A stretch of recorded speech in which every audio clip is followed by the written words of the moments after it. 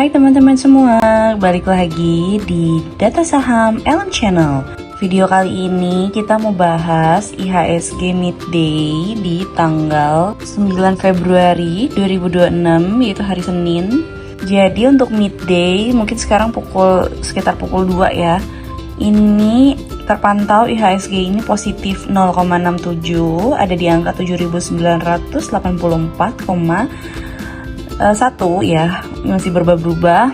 Lalu untuk market overview-nya secara sektor, teknologi, energi di positif ya, infrastructure juga walaupun tipis, basic industry juga, transportasi ini negatif, lalu industrial, health kebetulan negatif, industrial positif. Finance nih yang mungkin minusnya lumayan besar, minus 1%. Bank-bank kita sebenarnya terlihat merah hari ini. Lalu ada di properti, cyclical, non-cyclical itu masih terpantau positif gitu. Nah, kita mau lihat yuk mungkin berbagai sektor ini gimana nih kondisinya nih. Pertama kita mau lihat dulu nih gimana kondisi jual beli asing. Midday ini top 20-nya. Kalau top 20-nya ini untuk foreign buy-nya ada di Dewa, Bufa, BP, Mina, Bull, True, Antam, CDA, Archie, KPG, Alfamart, Pipa, 9, SMA, Golf, Inet, BRMS, Iata, Raja, BRPT. Kalau bisa dilihat tadi Bufa itu naik 6%-an, Dewa juga naik. Jadi ya asing udah mulai akumulasi ini, entah untuk trading, untuk swing, atau mungkin untuk beberapa jangka waktu lama ya. Cuman nanti kita lihat deh closingannya, mereka tuh kumpulin itu kira-kira di harga berapa gitu. Lalu untuk foreign sale-nya bisa dilihat ini ada Bumi, Goto, BBRI, BKSL, BCA, Padil, PKR, Humi, Panin Life, Lead, NCKL, BBKP, BBY, BR, Atla Harta, BBTN, Kalbe Farma, Kol, dan Kija. Nah sebenarnya Bumi ini sebenarnya positif kok ya, kita tadi lihat ya. Coba nanti kita mungkin mau lihat pergerakannya Bumi nih di akhir perdagangan. Apakah Bumi banyak ditampung atau dikoleksi sama retail kali ya? Nah, kita coba lihat ya. Kalau bank-bank emang hari ini benar-benar negatif, dari bank-bank Himbara maupun BCA, bank. Coba kita lihat nanti ya. Nah, ini teman-teman kondisi emiten-emiten beberapa bank kita dari BRI, BNGA, Mandiri, BNI, BCA, BTN itu hampir semuanya merah. NSP ini kuat juga ya, padahal kalau NSP sebenarnya free floatnya tuh kecil sih, tapi wah kuat juga loh, dari kemarin sebenarnya NSP menguat gitu.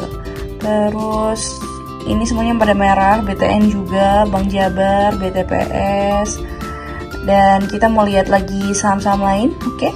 Nah sebelum kita mau lihat saham-saham lain, kita mau lihat dulu harga komoditas hari ini ya, sampai di jam segini. Cuman kalau tadi pagi juga sebenarnya nggak beda tipis sih, di 0,8% ya kalau untuk gold. Sekarang di 0,7% naik lagi dari mungkin kemarin. Tapi kalau hari kemarin ini sempet nih plus 2% pas hari Minggu kemarin kalau nggak salah.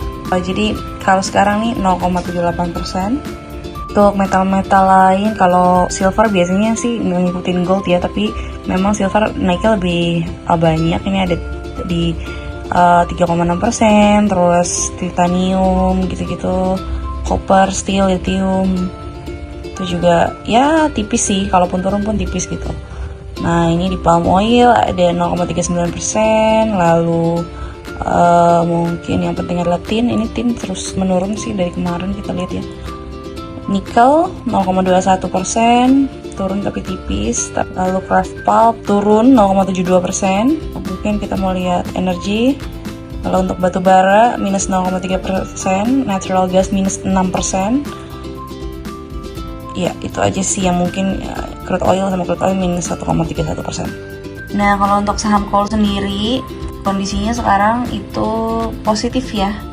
Jadi mostly positif dari Uni Emirat Tractor, Indi, PTBA, ada Roadi, ITMG gitu masih positif. Lalu untuk emiten yang berhubungan sama sawit Nah ini banyaknya negatif tapi nggak signifikan ya, jadi masih di range di bawah 1% gitu buat negatifnya. Terus mungkin kita juga pengen lihat emiten Konglo. Pergerakannya masih belum bisa dipastikan. Masih ada yang hijau, ada yang merah, ada yang kuning ya.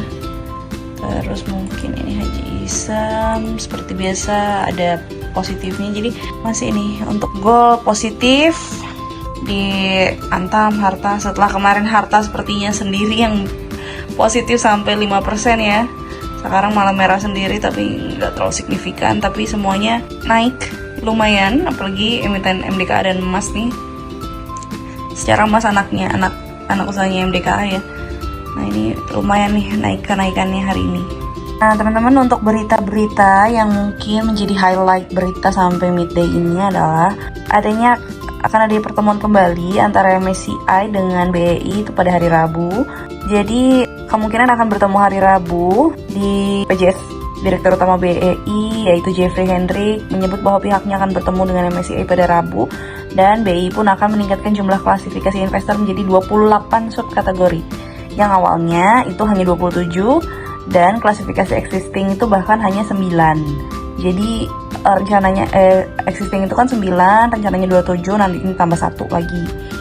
Dan terkait kenaikan minimum free float, regulator akan melaksanakan konsultasi publik untuk rancangan peraturan baru hingga 19 Februari 2026, dan selain dengan MSCI, BEI akan berdiskusi dengan FTSE untuk memastikan metode dan keterbukaan informasinya selaras dengan standar FTSE. Dan kita berharap sama pertemuan MSCI dan BEI pada hari Rabu nanti gitu ya. Semoga itu menjadi sentimen yang baik, terutama jika memang Indonesia atau saham-saham bursa kita ditangguhkan gitu, jadi dicopot gitu. Ya kalau misalnya lebih cepat lebih baik, karena memang tidak ada waktu pasti kapan freeze-nya ini bakalan dibuka, nggak harus nunggu Mei. Jadi semoga kita sih berharap pemerintah dan juga terutama BEI, OJK gitu ya, bisa mengupayakan sebaik mungkin supaya kita bisa kembali lagi gitu di indeks tersebut. Nah, di sini ada berita tentang Danantara target SGAR fase 2 dan smelter aluminium milik Inalum yang kolaborasi dengan Antam beroperasi pada 2028. Jadi adanya smelter grade alumina ini memang udah ada berita ya dari sebulan lalu kalau nggak salah, Januari, joint venture antara Inalum dan Antam yang diharapkan rampung 2028. Setelah pembangunan proyek tersebut, produksi SGAR akan naik 1 juta ton alumina dari 1 juta ton menjadi 2 juta ton, sementara kapasitas produksinya mencapai 600.000 ton. Nah, nanti Bukit Asam atau PTBA akan menjadi pemasok kebutuhan listrik proyek tersebut dengan kapasitas 1,25 GW. Ini juga ada dari Danantara. Danantara itu target produksinya 2026 naik hingga 39% nih targetnya ya. Mereka mengatakan bahwa pihaknya akan mendapatkan 2 proyek hilirisasi dari pemerintah. Yang pertama pengelolaan pasir besi untuk pembuatan bahan baku produksi slab. Yang kedua proyek nikel untuk bahan baku pembuatan stainless steel. Jadi nanti targetnya termasuk tambahan artwork baru yang digarap bersama Danantara. Nah ini ada berita dari emiten batubara, komoditas ya, lebih komoditas batubara. Porsi DMO atau Domestic Market Obligation batubara berpotensi meningkat saat ini di level 25% menjadi lebih dari 30% seiring dengan rencana pemangkasan kuota produksi. Sebelumnya, Menteri SDM Bahlil Lahadalia mengatakan bahwa pada November 2025 bahwa pihaknya mempertimbangkan opsi untuk menaikkan DMO menjadi lebih dari 25% dari total produksi.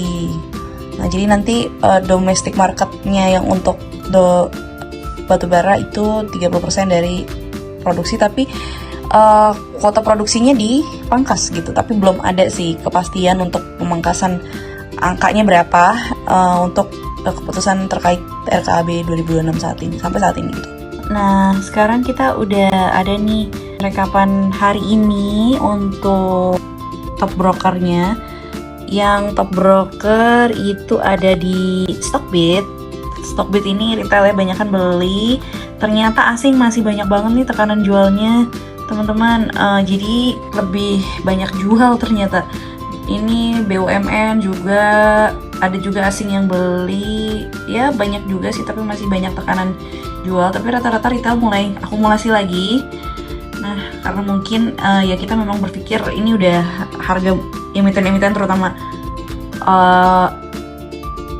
emiten-emiten yang fundamentalnya bagus tuh sebenarnya di angka yang murah ya. Setelah kemarin mungkin turun, ada yang 20%, ada yang 10%, ada yang sampai 50% gitu. Jadi ya memang ini need time to recover gitu. Nah, mungkin kita bisa lihat nih broker summary-nya Dewa ya. Tadi sih di midday salah satu saham yang net foreign buy-nya itu lumayan gede, paling besar, top 20, dan dia nomor 1. Jadi kalau foreign buy-nya asing itu mostly lebih ke akumulasi ya kan. Nih Dewa ditutupnya 7% nih, dan nih bisa dilihat untuk dari volumenya aja ini udah lebih besar ya dari yang paling tinggi sell-nya. Terus harga rata-ratanya pun di 480-an ya, rata-rata 490 lah. Ini di asing, ini BUMN, ini ada juga asing, MG domestik, dan ini AK, ZP juga ini kan asing ya. Udah mulai akumulasi ini untuk Dewa. Jadi apakah akan rebound? Ya boleh kita analisa juga. Kalau saham seperti Dewa ini kan secara fundamental ya paling terkaitnya sama isu-isu kan. Nah, ini kita boleh analisa juga di hal lain, misalnya dengan analisa teknikal atau apa gitu ya. Biasanya sih untuk scalping. Satu lagi nih untuk saham bank kita BBCA. Kalau setelah kemarin mungkin sempat naik ya, tapi beberapa hari lalu sih, bukan hari Jumat kemarin. Nah, lihat di sini banyak yang beli. Di sini di CC ini BUMN ya, Mandiri Sekuritas, kemungkinan juga ada Nantara. YP, YU, CP, DR itu asing masih juga ada tekanan, masih ada beli juga, tapi asingnya udah mulai jual di 7.540-an nih rata-rata ya, 7.540, 7.520 ini asing semuanya pada sell. Makanya hari ini BCA bisa minus 2,28, banyak asing yang menjual karena nih lihat value-nya aja udah lebih besar jual ya nomor satunya daripada yang beli. Jadi memang banyak distribusi gitu. Untuk laporan keuangan yang hari ini keluar ada Indosat, kalau BRI sudah dari 6 Februari ya, atau hari Jumat kan udah ya. Jadi adanya di Indosat, kita mau lihat yuk sama-sama. Kita lihat EPS yang Indosat itu untuk Q4-nya 59,61, so annualize-nya itu 170. Sebenarnya bagus. Bertumbuh ya dari tahun 2022 sampai 2025, memang nggak sebagus 2021, tapi ada pertumbuhan dari labanya. Secara dividen juga bagus. Sebenarnya Indosat nih bagus ya, nih pay dividen yield-nya 3,97, dan dia juga rutin bagikan dividen. Mungkin tahun ini juga akan bagi dividen untuk tahun buku 2025, kita mungkin ya di sekitar Juni nih, karena bisa dilihat historinya nih Juni, Mei ya, pokoknya Agustus, Mei, Juni. Kalau tahun 2020 karena mungkin keuntungannya besar, jadi dia bagi dividennya 2 kali gitu ya. Nah oke, itulah salah satu laporan keuangan yang hari ini muncul. Oke teman-teman semua, jadi IHSG ditutup 8.031. Kita lihat besok ya, semoga sentimen dari pasar IHSG terus membaik, dan juga semoga pertemuan hari Rabu nanti BI dengan MSCI itu membuahkan hasil yang baik juga, sehingga pasar kita bisa kembali baik ya gitu, rebound lagi, reversal yang ke arah yang baik gitu.